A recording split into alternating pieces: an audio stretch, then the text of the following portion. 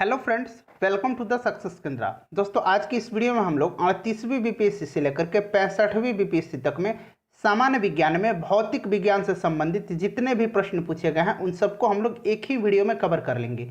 इसलिए आज का वीडियो जो है यह काफ़ी इंपॉर्टेंट है, इसको आप पूरा देखिएगा। चैनल पर अगर पहली बार आए हैं तो इसे सब्सक्राइब कर लीजिएगा और बेल आइकन को जरूर दबा लीजिएगा ताकि जब भी वीडियो अपलोड किया जाए उसका नोटिफिकेशन सबसे पहले आपके पास पहुंच जाए। तो चलिए बिना देरी किए आज का सेशन शुरू करते हैं। देखिए यहाँ पे ये नीचे लिखा हुआ है, यह प्रश्न जो है 64वीं बीपीएससी 2018 में पूछा गया प्रश्न है कि निम्न तत्वों में से किसमें न्यूट्रॉन नहीं होता है। आप चाहें तो इसका आंसर आप कमेंट बॉक्स में भी देकर बता सकते हैं या फिर अपने मन में भी आप इसका आंसर चुन सकते हैं। तो देखिए सही आंसर इसका हो जाएगा ऑप्शन सी, हाइड्रोजन में। ध्यान से सुनिएगा, हाइड्रोजन का परमाणु क्रमांक 1 होता है। कितना होता है? इसका परमाणु क्रमांक यानी कि एटॉमिक नंबर जो होता है वो 1 होता है। साधारण हाइड्रोजन समस्थानिक जिसको कि प्रोटियम कहा जाता है, जिसको क्या कहा जाता है? प्रोटियम कहा जाता है। ध्यान रखिएगा, ठीक है। साधारण हाइड्रोजन समस्थानिक प्रोटियम में कोई न्यूट्रॉन नहीं होता है। भारी हाइड्रोजन समस्थानिक जिनको कि ड्यूटेरियम कहा जाता है उसमें 1 न्यूट्रॉन होते हैं, ठीक है फ्रेंड्स। और अत्यंत भारी हाइड्रोजन समस्थानिक ट्राइटियम उसमें जो है 2 न्यूट्रॉन होते हैं। तो सबको ध्यान रखिएगा। दूसरा क्वेश्चन देखिएगा कि एंगस्ट्रम इकाई है। तो देखिए एंगस्ट्रम जो है यह तरंग दैर्घ्य की इकाई है, यानी कि ऑप्शन ए करेक्ट आंसर हो जाएगा। एक एंगस्ट्रम में कितना मीटर होता है? तो एक एंगस्ट्रम में 10⁻⁻10 मीटर होता है। ये भी आप जरूर ध्यान रखिएगा। नेक्स्ट क्वेश्चन देखिए, और देखिए 64वीं बीपीएससी में पूछा गया है। प्रश्न है कि आवृत्ति को मापा जाता है। तो आवृत्ति को मापा जाता है हर्ट्ज में। याद रखिएगा, किस में मापा जाता है? हर्ट्ज में मापा जाता है आवृत्ति को, यानी करेक्ट आंसर इसका ऑप्शन ए हो जाएगा। आवृत्ति का एसआई मात्रक हर्ट्ज होता है और एक सामान्य मनुष्य 20 हर्ट्ज से लेकर के, याद रखिएगा 20 हर्ट्ज से लेकर के 20,000 हर्ट्ज, ठीक है 20,000 हर्ट्ज कहिए या इसको सिर्फ 20 किलो हर्ट्ज निकाल लीजिए, एक ही बात है।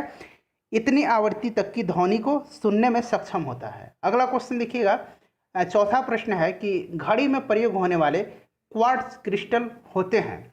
तो घड़ी में प्रयोग होने वाले जो क्वार्ट्ज क्रिस्टल होते हैं ये आपसे पूछा जा रहा है। तो फ्रेंड्स ये होते हैं सिलिकॉन डाइऑक्साइड के, यानी कि ऑप्शन 4 जो होगा इसका, ऑप्शन बी जो होगा क्वेश्चन नंबर 4 का करेक्ट आंसर हो जाएगा। अगला क्वेश्चन देखिए, और इसका फॉर्मूला क्या होता है? सिलिकॉन डाइऑक्साइड का SiO2 होता है। ध्यान रखिएगा। हर्ट्ज में क्या माना नहीं जाता है, मापा जाता है, ठीक है। तो हर्ट्ज में क्या यहाँ बना लीजिएगा, हर्ट्ज में क्या मापा जाता है? तो आवृत्ति को मापा जाता है, यानी कि ऑप्शन ए राइट आंसर हो जाएगा। आवृत्ति का एसआई मात्रक हर्ट्ज होता है। अभी हम लोगों ने चर्चा किया था थोड़ी देर पहले। विद्युत शक्ति की इकाई है। विद्युत शक्ति यानी कि विद्युत शक्ति बोले तो पावर, ठीक है। पावर बराबर क्या होता है? W/T होता है। W क्या है फ्रेंड्स? वर्क है, यानी कि कार्य है, और T क्या है? समय है। क्लियर है? तो सही आंसर इसका क्या हो जाएगा? विद्युत शक्ति की इकाई वाट होता है, ठीक है। चलिए नेक्स्ट क्वेश्चन देखिएगा। अगला क्वेश्चन है हमारा कि दृश्य स्पेक्ट्रम के तरंग दैर्घ्य की सीमा है। दृश्य स्पेक्ट्रम के तरंग दैर्घ्य की सीमा है। तो सही आंसर हो जाएगा इसका ऑप्शन नंबर बी, 3900 एंगस्ट्रम से लेकर के 7600 एंगस्ट्रम तक। क्लियर है? चलिए नेक्स्ट क्वेश्चन देखेंगे। अगला क्वेश्चन हमारा होगा क्वेश्चन नंबर 8 कि सौर विकिरण निम्न में से किस परास में दिखता है? सौर विकिरण जो है निम्न में से किस परास में दिखता है? तो ये 400 से लेकर के 700 nm तक दिखता है, यानी कि ऑप्शन बी करेक्ट आंसर इसका हो जाएगा। क्लियर है फ्रेंड्स? nm मतलब नैनोमीटर, याद रखिएगा नैनोमीटर। आर्द्रता किस उपकरण से नापी जाती है? तो आर्द्रता जो है ये किससे नापी जाती है? आर्द्रता नापी जाती है हाइग्रोमीटर से। ऑप्शन बी करेक्ट आंसर हो जाएगा हाइग्रोमीटर से, ठीक है। हाइग्रोमीटर से नापी जाती है। अगर बात करें हम हाइड्रोमीटर से, ये कंफ्यूज होते हैं लोग, तो हाइड्रोमीटर से है द्रव या जल कह लीजिए, इसके तुलनात्मक घनत्व का मापन किया जाता है। दाब की इकाई क्या है? तो दाब की इकाई पास्कल होता है, आपको पता है। और दाब बराबर होता क्या है? तो फ्रेंड्स दाब क्या होता है कि इसका परिभाषा है कि किसी तल के इकाई क्षेत्र पर लगने वाले बल को दाब कहते हैं, ठीक है। तो दाब बराबर क्या होता है? यानी कि प्रेशर बराबर क्या होता है? फोर्स अपॉन एरिया होता है। क्लियर है? फोर्स का मात्रक क्या होता है? न्यूटन होता है, और एरिया का क्या होता है? मीटर स्क्वायर होता है। तो यही जो है न्यूटन पर मीटर स्क्वायर को पास्कल कहा जाता है। न्यूटन पर मीटर स्क्वायर। देखिए ऑप्शन में कहाँ है? न्यूटन वर्ग मीटर दिया हुआ है, ठीक है। ऑप्शन ए करेक्ट आंसर हो जाएगा। ध्यान रखिएगा जितनी बातें मैं बताया हूँ। नेक्स्ट क्वेश्चन है कि दाब का मात्रक क्या है, तो वही क्वेश्चन है दाब का मात्रक क्या होता है। अभी हम लोगों ने चर्चा किया है कि दाब का जो मात्रक होता है वो क्या होता है, पास्कल होता है, और पास्कल इक्वल टू क्या होता है, न्यूटन प्रति वर्ग मीटर होता है। ठीक है, तो देखिए ऑप्शन में कुछ दिख रहा है आपको, कुछ भी नहीं दिख रहा है, तो ऊपर में से कोई नहीं। अगला क्वेश्चन देखिएगा, नेक्स्ट क्वेश्चन हमारा कि निम्नलिखित में से कौन सी अदिश राशि है, कौन सी अदिश राशि पूछा जा रहा है। तो देखिए वे राशियां जिनको व्यक्त करने के लिए दिशा एवं परिमाण दोनों की आवश्यकता होती है सदिश राशियां कहलाती हैं। इसके उदाहरण है वेग, विस्थापन, त्वरण, संवेग। और जिन राशियों को व्यक्त करने के लिए केवल परिमाण की आवश्यकता होती है, दिशा ही नहीं होती है उसमें, उन्हें अदिश कहा जाता है। अदिश देखिए जिसमें दिशा नहीं है, अदिश। क्लियर है। उदाहरण है इसका आयतन, दाब, चाल, दूरी इत्यादि। तो करेक्ट आंसर इसका दाब है, ऑप्शन बी। नेक्स्ट क्वेश्चन देखिएगा कि निम्नलिखित में से किस राशि का मात्रक नहीं है, किसका जो है यूनिट नहीं होता है, तो ये होता है विकृति का, यानी कि ऑप्शन सी जो होगा इसका करेक्ट आंसर हो जाएगा। क्लियर है। विकृति जो है बीमाहीन राशि है। अगला क्वेश्चन देखिएगा कि सही कथन इसमें से चुनना है, तो आप लोग एक एक करके कथन को पढ़ लीजिए, मैं सही आंसर आपको बता दे रहा हूँ। सही आंसर हो जाएगा लाल प्रकाश का तरंग दैर्घ्य बैगनी प्रकाश से ज़्यादा होता है। ये चीज़ आपको भी पता है कि लाल प्रकाश का तरंग दैर्घ्य जो है बैगनी से ज़्यादा होता है। 15 नंबर प्रश्न देखिए। और फ्रेंड्स इससे पहले हम लोगों ने मध्यकालीन भारत, उसके बाद बात करें तो आधुनिक भारत, इकोनॉमिक्स के जो है प्रश्न उनको भी कवर किया है, तो लिंक डिस्क्रिप्शन में है, सभी प्रश्नों को देखिए, सभी वीडियोज़ को देखिए। प्रश्न है कि एक परमाणु के केंद्र का धनावेशित हिस्सा होता है, तो जो धनावेशित हिस्सा होता है वो क्या होता है, न्यूक्लियस होता है। केंद्र में क्या होता है, न्यूक्लियस है, केंद्रक होता है केंद्र में। नेक्स्ट क्वेश्चन देखिएगा।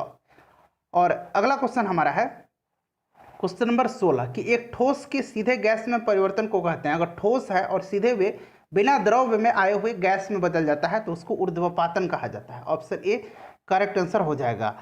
उदाहरण इसका कपूर है, नेफ्थलीन है, ये सारे उदाहरण हैं ऊर्ध्वपातन के, ध्यान रखिएगा। ठीक है फ्रेंड्स।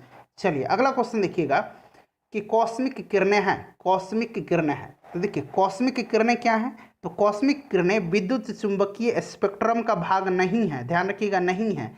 यह उच्च ऊर्जा के आवेशित कण हैं जो अंतरिक्ष में लगभग प्रकाश की गति से गमन करते हैं। तो सही आंसर इसका हो जाएगा ऑप्शन ए। नेक्स्ट क्वेश्चन देखिएगा कि 2G स्पेक्ट्रम में जी, ये जी जो है किस शब्द के लिए प्रयुक्त होता है, तो जी जो होता है जनरेशन के लिए होता है, यानी कि ऑप्शन सी इसका सही आंसर हो जाएगा। जनरेशन हिंदी में इसको बोले तो पीढ़ी कहा जाता है। अगला क्वेश्चन देखिए। और फ्रेंड्स आपसे रिक्वेस्ट है कि वीडियो को शेयर जरूर कर दीजिएगा, और आपका एक लाइक जो है मुझे काफ़ी मोटिवेट करेगा, तो जरूर लाइक कर दीजिएगा। रडार का आविष्कारक कौन थे, तो रडार का आविष्कार किसने किया था, रॉबर्ट वाटसन ने किया था, आपको पता भी होगा। ऑप्शन ए करेक्ट आंसर इसका हो जाएगा। अगला क्वेश्चन, और रडार का फुल फॉर्म आपको पता है क्या, ये देखिए रडार, RADAR, इसका फुल फॉर्म होता है रेडियो डिटेक्शन एंड रैंगिंग। ठीक है, रेडियो, RA से रेडियो, डिटेक्शन एंड रैंगिंग। ठीक है। चलिए अगला क्वेश्चन देखिएगा, गॉड पार्टिकल है, गॉड पार्टिकल इनमें से क्या है, तो गॉड पार्टिकल जो है हिग्स बोसन को कहा जाता है। Option number B correct answer इसका हो जाएगा। हिग्स बोसन एक मूल कण है जिसकी प्रथम परिकल्पना वर्ष 1964 में की गई, और इसका प्रायोगिक सत्यापन, इसका जो सत्यापन है 14 मार्च 2013 को किया गया। तो ये भी आप ध्यान रखिएगा। क्लियर है। चलिए, और इसी को जो है ईश्वरीय कण यानी कि गॉड पार्टिकल कहा जाता है। सर सीवी रमन को भौतिकी का नोबेल पुरस्कार किस वर्ष प्राप्त हुआ था, तो ध्यान रखिएगा सीवी रमन को भौतिकी के क्षेत्र में नोबेल पुरस्कार दिया गया था, और कब दिया गया था ये आपसे पूछा जा रहा है। तो इनको दिया गया था सन 1930 में। ऑप्शन बी जो होगा करेक्ट आंसर हो जाएगा, और ध्यान रखना आपको। ठीक है। चलिए नेक्स्ट क्वेश्चन देखिएगा। अगला क्वेश्चन है कि टेलीस्कोप की खोज किस वैज्ञानिक ने किया था, तो टेलीस्कोप की खोज किसने किया था, गैलीलियो ने किया था। ऑप्शन डी करेक्ट आंसर हो जाएगा, गैलीलियो ने किया था। अगला क्वेश्चन देखिएगा कि इस सदी की शुरुआत में हवाई जहाज का आविष्कार किसने किया था, हवाई जहाज का आविष्कार जो है राइट ब्रदर्स ने किया था, आपको भी पता होगा, राइट बंधु। ऑप्शन ए करेक्ट आंसर हो जाएगा। नेक्स्ट क्वेश्चन देखिएगा कि एक माइक्रोन बराबर होता है, तो एक माइक्रोन जो होता है ये होता है 10⁻³ mm। ठीक है, 10⁻³ mm होता है। अब इसको आप तोड़ लीजिए, आपको क्लियर पता हो जाएगा, कितना हो जाएगा, ऑप्शन नंबर सी हो जाएगा 1/8 1000 mm यानी कि मिलीमीटर। अगला क्वेश्चन देखिए कि 40 डिग्री सेल्सियस का मान फ़ारेनहाइट स्केल में होता है। 40 डिग्री सेल्सियस का मान फ़ारेनहाइट स्केल में बताना है आपको। तो आपको पता है, फॉर्मूला में पुट कर दीजिएगा, कितना होता है 9/5 C + 32। क्लियर है। यहाँ पे C का मान दिया हुआ है 40, तो 9 है और गुना 40 कर दीजिए, नीचे 5 है और प्लस यहाँ 32 कर देना है। अब देखिए 5 8 40 होता है, 9 8 72 और 72 और 32 जोड़ दीजिएगा तो कितना आ जाएगा 104 फ़ारेनहाइट आ जाएगा, 104 डिग्री फ़ारेनहाइट। तो ऑप्शन ए करेक्ट आंसर हो जाएगा। अगला क्वेश्चन है कि क्रोमेटोग्राफी की तकनीक का प्रयोग होता है। तो आसान प्रश्न है, आपने कई बार पढ़ा भी होगा, एक मिश्रण से पदार्थों को अलग करने में। ऑप्शन डी इसका करेक्ट आंसर हो जाएगा। लोलक की कालावधि, नेक्स्ट क्वेश्चन है हमारा कि लोलक की कालावधि यानी कि टाइम पीरियड किस पर निर्भर करती है। तो देखिएगा ये केवल और केवल लंबाई पर निर्भर करती है। टाइम पीरियड का फॉर्मूला हमने पढ़ा है कि 2πL/g होता है रूट अंडर में। क्लियर है। तो देखिए ये किस पर निर्भर कर रहा है, लंबाई पर निर्भर करता है, ना कि द्रव्यमान पर, ना कि समय पर और ना कि तापक्रम पर। तो याद रखिएगा ये लंबाई के ऊपर निर्भर करता है। अगला क्वेश्चन देखिएगा कि बल का गुणनफल है। तो F = क्या होता है, मास इंटू एक्सेलरेशन होता है, यानी कि द्रव्यमान गुना त्वरण होता है। तो ऑप्शन यहाँ पे देखिएगा बी इसका करेक्ट आंसर हो जाएगा। नेक्स्ट क्वेश्चन देखिए, और फोर्स का मात्रक क्या होता है, न्यूटन होता है, याद रखिएगा। अगला क्वेश्चन देखिए, त्वरण ज्ञात करने का सही सूत्र। त्वरण ज्ञात करने का सही सूत्र आपसे पूछा जा रहा है। ठीक है फ्रेंड्स, तो बताइए सही आंसर इसका क्या होगा। इसका आंसर होता है V = होता है U + AT। यही फॉर्मूला होता है ना, V = U + AT। अब यहाँ से हमको A निकालना है। देखिए सारे VA के टर्म में दिया गया है, तो ये फॉर्मूला आपको याद रखना है और आपको त्वरण निकालना है। तो सबसे पहले इधर AT को उधर ही छोड़ दीजिए, V और U उधर जाएगा तो माइनस में आ जाएगा। क्लियर है। अब A निकालना है तो ये नीचे जाएगा T में, तो V - U/T हो जाएगा। देखिए कहाँ आंसर दिया हुआ है, A = V - U/T, option A में दिया हुआ है। अगला क्वेश्चन देखिएगा कि निम्न में से कौन सी राशि सदिश नहीं है। देखिए सदिश राशि पूछा जा रहा है। तो अभी मैंने बताया था कि विस्थापन, वेग और बल जो है सदिश राशि होती है, आयतन जो है अदिश राशि है। पदार्थ के संवेग और वेग के अनुपात को, संवेग यानी कि mv और वेग के अनुपात को यानी कि v क्या प्राप्त होता है, mv² हो जाएगा ना, ये कीजिएगा। तो mv² किसका फॉर्मूला होता है, काइनेटिक एनर्जी का होता है। ठीक है, तो सही आंसर इसका क्या हो जाएगा 31 का, माफ कीजिएगा प्रश्न को, हाँ, संवेग और वेग का अनुपात कहा जा रहा है, मैंने गुना कर दिया था। तो संवेग और वेग का अनुपात, तो v से भी कट जाएगा, m क्या है, द्रव्यमान है। ठीक है, द्रव्यमान है, ऑप्शन सी करेक्ट आंसर हो जाएगा, मैंने गुना कर दिया था। 1 किलोमीटर दूरी का तात्पर्य है, आसान प्रश्न है, 1 किलोमीटर में कितना मीटर होता है, 1000 मीटर होता है। ऑप्शन नंबर इसका सी जो होगा बिल्कुल करेक्ट आंसर हो जाएगा। और फ्रेंड्स आप चाहें तो स्कोर कमेंट करके अपना बता सकते हैं कि आपने कितनी प्रश्न जो है, कितने प्रश्नों को बिल्कुल सही आंसर दिया। 1 पिकोग्राम किसके बराबर होता है, तो देखिए 1 पिकोग्राम में होता है 10⁻⁻12 ग्राम। ठीक है, याद रखिएगा, ऑप्शन सी इसका करेक्ट आंसर हो जाएगा। उसके बाद कहा जा रहा है कि एक लिफ्ट में आप खड़े हैं और लिफ्ट के फर्श पर आपके भार जो है द्वारा लगाया गया बल, लिफ्ट पर आप खड़े हैं, तो आपसे पूछा जा रहा है कि आपका जो भार है उस पर, उसके द्वारा लगाया गया बल आपसे पूछा जा रहा है। बताइए इसका सही आंसर क्या हो जाएगा। तो देखिए लिफ्ट के 9.8 मीटर सेंटी² के त्वरण से नीचे आते समय शून्य होगा। ये 4 कथन दिए गए हैं। नीचे आते समय जो है 9.8 त्वरण से, ठीक है, त्वरण उसका कितना होना चाहिए, 9.8 मीटर पर सेकंड स्क्वायर होना चाहिए। तो आप नीचे आ रहे हैं तो आपका भार है, आपको शून्य महसूस होगा। तो और देखिए ऊपर जा रहे हैं तो आपको क्या महसूस होगा, अगर नीचे आते हैं तब तो शून्य महसूस होता है, ये तो क्लियर हो गया। ऊपर जा रहे हैं तो आपको आपका भार बढ़ा हुआ प्रतीत होगा। तो देख लीजिएगा स्टेटमेंट ऑप्शन बी इसका करेक्ट आंसर हो जाएगा। वायु में ध्वनि की तरंग होती है, वायु में ध्वनि की तरंग होती है। तो वायु में ध्वनि की तरंग जो होती है ये अनुदैर्घ्य होती है। याद रखिएगा कौन सी तरंग होती है, अनुदैर्घ्य होती है। विद्युत शक्ति की इकाई क्या है, विद्युत शक्ति यानी कि पावर, अभी हमने देखा था वाट होती है। ऑप्शन डी इसका करेक्ट आंसर हो जाएगा। विद्युत शक्ति पावर इक्वल टू क्या होता है, वर्क अपॉन टाइम होता है। तो वर्क का यहाँ पे आप लिख लीजिए, पता चल जाएगा इसका, और इसका निकाल लीजिएगा यूनिट। टरबाइन एवं डायनेमो से बिजली प्राप्त करने के लिए ऊर्जा को विद्युत ऊर्जा में परिवर्तित करते हैं, टरबाइन एवं डायनेमो से। ठीक है, तो बिजली प्राप्त करने के लिए किस ऊर्जा को विद्युत ऊर्जा में परिवर्तित करते हैं। आसान प्रश्न है, फटाफट इसका आप लोग आंसर बता दीजिएगा। सही आंसर हो जाएगा मैकेनिकल एनर्जी को। क्लियर है, मैकेनिकल एनर्जी को। नेक्स्ट क्वेश्चन देखिएगा कि 100 वाट का बिजली का बल्ब है, यदि 10 घंटे जले तो बिजली की खर्च कितनी होगी।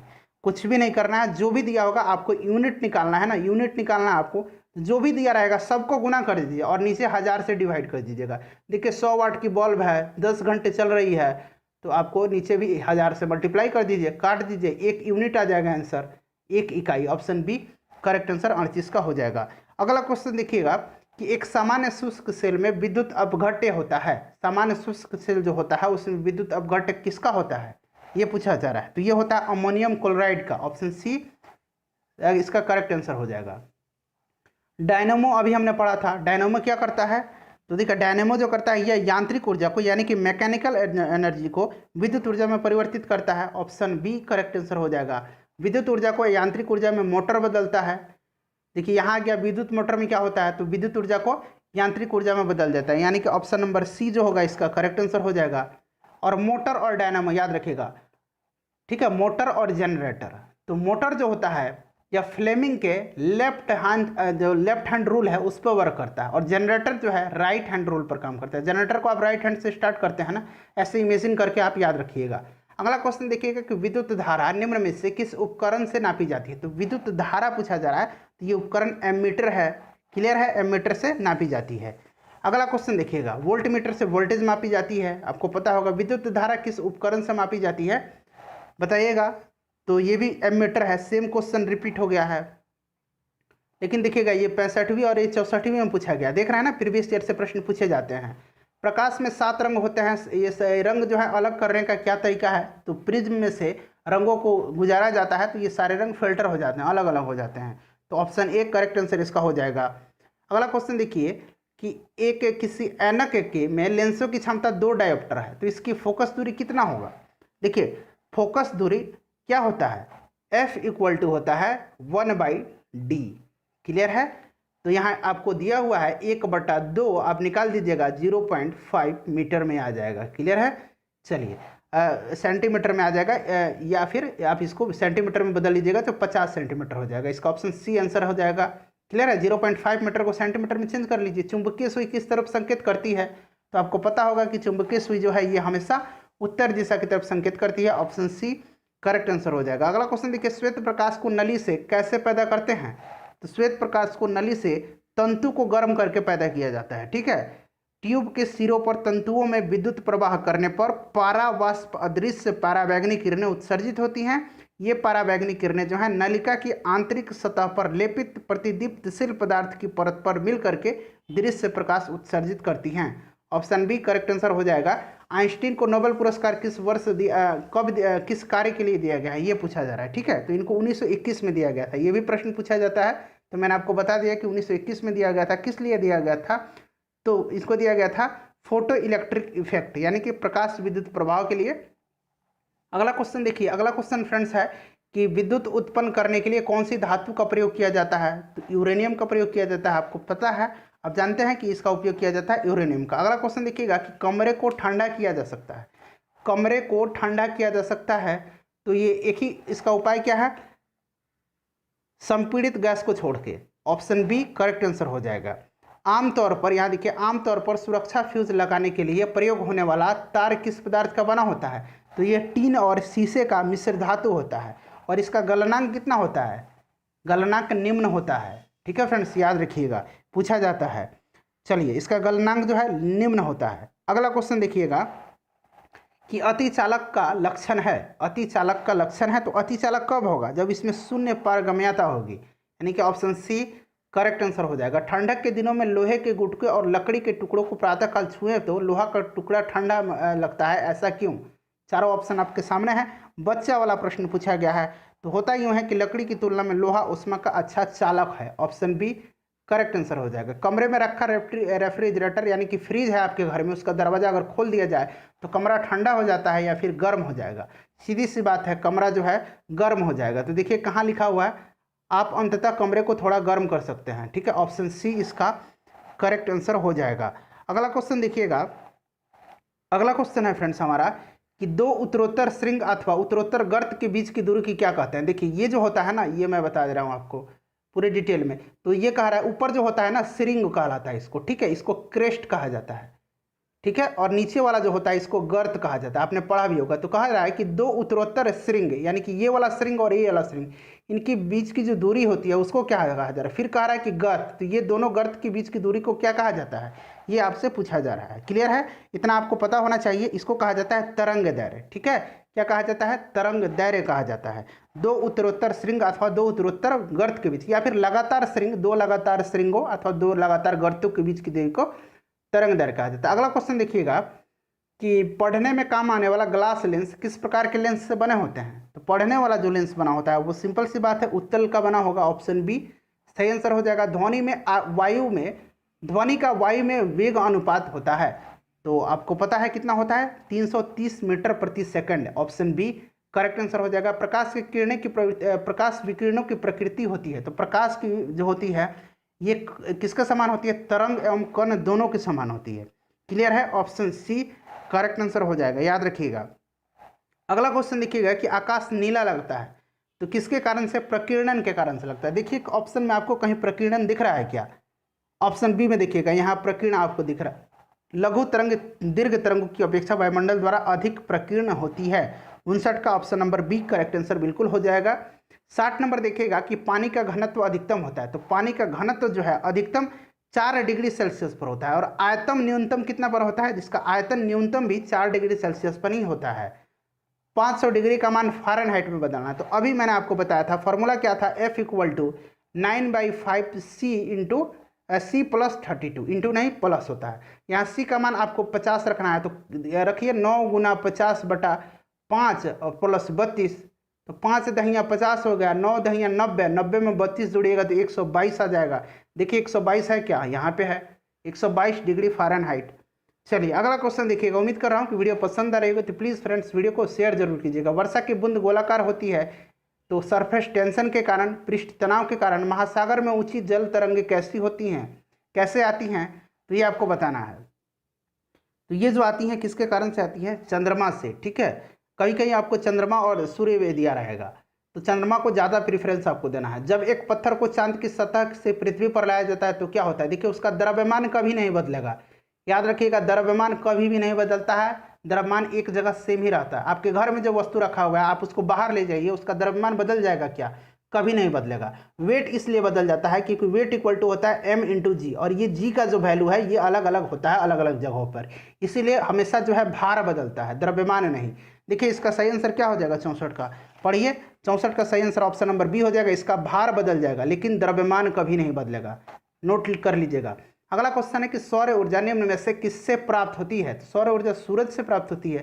देखिए बच्चा वाला प्रश्न उस समय पूछा गया है। सूर्य पर ऊर्जा का निर्माण होता है तो नाभिकीय संलयन के द्वारा होता है। क्लियर है, ऑप्शन बी करेक्ट आंसर हो जाएगा, नाभिकीय संलयन के द्वारा होता है, इसमें कोई डाउट नहीं होनी चाहिए। चलिए अगला क्वेश्चन देखिएगा। अगला क्वेश्चन हमारा है कि प्रथम भारतीय उपग्रह आर्यभट्ट कब छोड़ा गया था। तो आपको 1975 तो याद है, लेकिन देखिए 1975 दिया हुआ है। अब क्या कीजिएगा, तो डेट सहित याद रखिएगा, 19 अप्रैल 1975 को, ऑप्शन बी इसका करेक्ट आंसर हो जाएगा।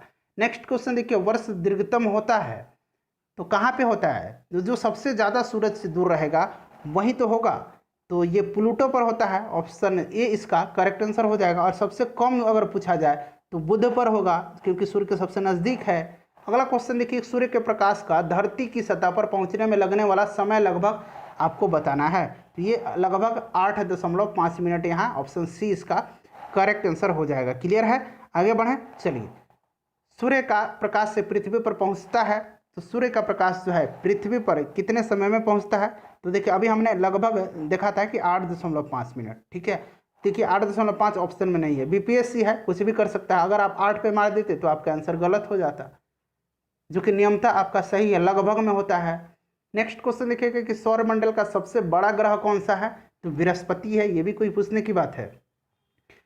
उसके बाद 72 नंबर देखिएगा। 72 नंबर प्रश्न कह रहा है कि निम्नलिखित में से कौन एक कंप्यूटर की भाषा नहीं है। तो कंप्यूटर की भाषा बेसिक होता है, सी होता है, फोर्ट्रन होता है, फास्ट आपने सुना है, नहीं सुना होगा। अगला क्वेश्चन देखिए, निम्न में से कौन सी धातु रोशनी के बल्बों में फिलामेंट के रूप में प्रयोग होता है। तो टंगस्टन का होता है, आपको याद होगा, टंगस्टन बार बार हम लोगों ने पढ़ा है, पूछा जाता है। चलिए, और नेक्स्ट क्वेश्चन आप देखिएगा, हमारा नेक्स्ट क्वेश्चन है कि निम्न में से कौन सी एक सेमीकंडक्टर के रूप में ट्रांजिस्टर में प्रयोग होता है, तो जर्मेनियम होता है। अगला क्वेश्चन है कि परमाणु नाभिक के अवयव हैं, तो नाभिक में क्या क्या होते हैं, नाभिक में याद रखिएगा क्या होते हैं, प्रोटॉन और न्यूट्रॉन होते हैं, और इलेक्ट्रॉन जो होता है वो सेल में चक्कर लगा ले कक्षा में चक्कर लगाता है। निम्नलिखित में से कौन वैकल्पिक ऊर्जा का सबसे बड़ा भंडार है, वैकल्पिक ऊर्जा का सबसे बड़ा भंडार आपसे पूछा जा रहा है, तो सब कुछ पढ़ लीजिएगा। 76 का सही आंसर सौर ऊर्जा है। ठीक है, नेक्स्ट क्वेश्चन देखिए, अगला क्वेश्चन है कि परमाणु बम किस सिद्धांत पर कार्य करता है, तो परमाणु बम जो है यह किस सिद्धांत पर कार्य करता है, ये करता है आपको नाभिकीय विखंडन पर, यानी कि ऑप्शन बी करेक्ट आंसर हो जाएगा। परमाणु बम का सिद्धांत किस पर है, नाभिकीय विखंडन पर है। नाभिकीय विखंडन का मतलब क्या होता है कि ये जो भारी परमाणु वाले जो तत्व हैं वो कम परमाणु वाले तत्व में टूट जाते हैं। क्लियर है, याद रखिएगा। और इस विखंडन के परिणाम स्वरूप जो होता है काफ़ी विशाल मात्रा में ऊर्जा उत्पन्न होती है। वायु में कौन सी नोबल गैस नहीं होती है, वायु में कौन सी नोबल गैस नहीं होती है, तो रेडॉन नहीं होती है। ठीक है, याद रखिएगा। जेनॉन जो होता है ना, इसको स्ट्रेंजर गैस कहा जाता है, स्ट्रेंजर गैस जेनॉन को कहा जाता है। और नियोन जो होता है ना, याद रखिएगा, इसको जो होता है आपने देखा होगा कि टेस्टर वगैरह में पीली लाइट बढ़ती है, तो पीली लाइट जो है इंडिकेटर में यूज किया जाता है नियोन का। अगला क्वेश्चन देखिएगा कि बिजली की खपत का बिल किसके मापन पर आधारित होता है, किसके मापन पर आधारित होता है, तो ये वाट होता है। ठीक है फ्रेंड्स, ऑप्शन ए केवल एक, यहाँ ये हो जाएगा केवल एक पर। अगला क्वेश्चन देखिए कि निम्नलिखित में से सबसे भारी धातु कौन सी है, तो सबसे भारी धातु कौन सी, ये देखिए पूछा गया, कितना बार बार पूछा गया सबसे भारी धातु, तो सबसे भारी धातु यूरेनियम है इसमें। क्लियर है, इनसेट 2A कब छोड़ा गया था, तो आपको नहीं पता है, फिर भी आप गलत सही कुछ भी इसका आंसर देकर बताइएगा। वीडियो कैसी लगी है ये भी बताइएगा, मुझे मोटिवेशन मिलता है। और बाकी जो हम लोगों ने वीडियो अपलोड किया है मध्यकालीन भारत का, आधुनिक भारत का, उन सबको देख लीजिएगा। और पूरा भौतिकी आपका कवर हो गया 38वीं बीपीएससी से लेकर के 65वीं बीपीएससी तक में। निश्चिंत रहिए, पढ़ाई करते रहिए, मैं हूं आपका हेल्प करने के लिए। मिलते हैं नेक्स्ट वीडियो में। Thanks for watching.